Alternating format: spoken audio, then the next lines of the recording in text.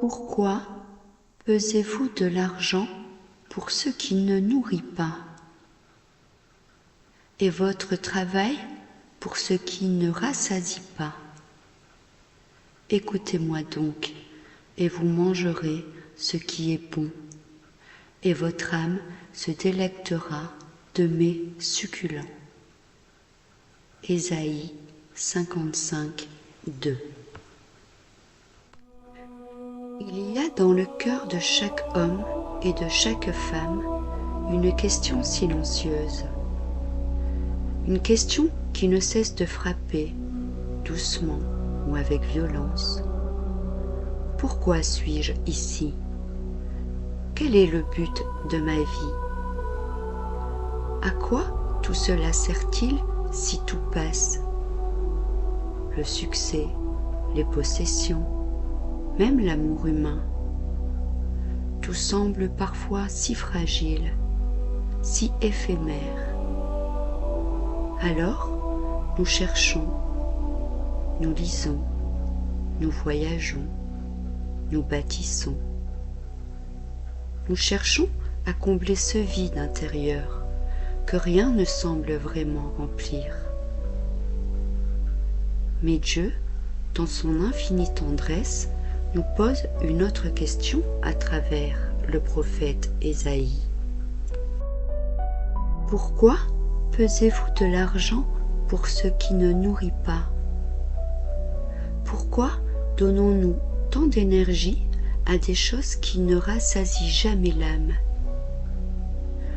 Car ce que notre cœur cherche, ce n'est pas simplement du bonheur, ce n'est pas du confort, ce n'est même pas seulement l'amour humain, aussi précieux soit-il. Ce que notre âme cherche, c'est le sens. Et ce sens ne peut se trouver que dans le regard de celui qui nous a créés. Le monde nous propose 1000 chemins. Sois productif, réussis, profite, sois quelqu'un. Mais Dieu murmure autre chose, plus doux, plus vrai, plus profond. Reviens à moi et tu vivras. Car tu n'es pas le fruit du hasard. Tu n'es pas une poussière égarée dans l'univers. Tu es voulu, aimé, pensé depuis toujours.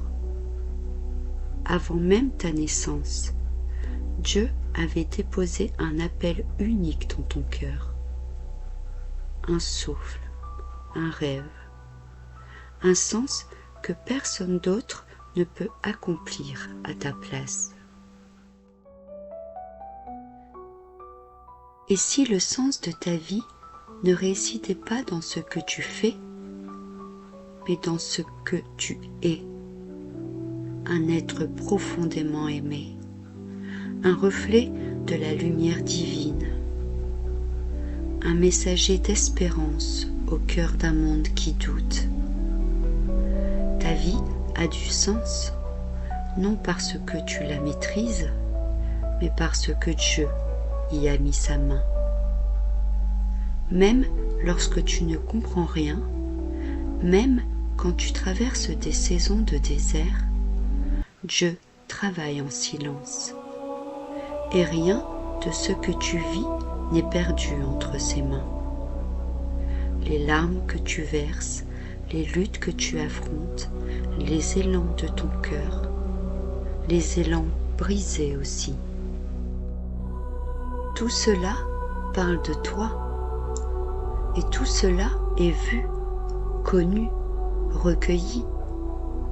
Le sens de ta vie ne s'achète pas, il ne se mérite pas, il se reçoit, comme une parole chuchotée dans le silence, comme un amour qui ne déçoit jamais.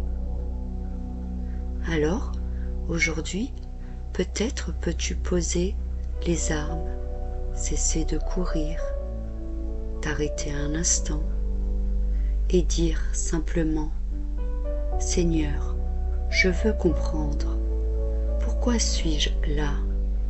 Montre-moi. Et dans ce souffle, peut-être entendras-tu sa réponse. Parce que tu es mien, parce que je t'ai aimé d'un amour éternel, parce que, à travers toi, je veux aimer le monde encore. Tu es ici pour aimer, pour grandir, pour semer même une petite graine.